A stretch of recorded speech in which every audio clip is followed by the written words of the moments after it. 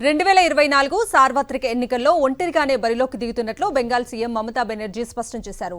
సీట్ల పంపకంపై ఇటు కాంగ్రెస్ అటు తృణమూల్ మధ్య మాటల యుద్ధం సాగుతున్న తరుణంలో మమతా బెనర్జీ ఈ నిర్ణయం ప్రకటించారు. కాంగ్రెస్తో మాకు ఎలాంటి సంబంధాలు లేవని చెప్పడమే కాదు, ఇప్పటివరకు ఆ పార్టీ నేతలెవరూ తమను సంప్రదించలేదన్నారు.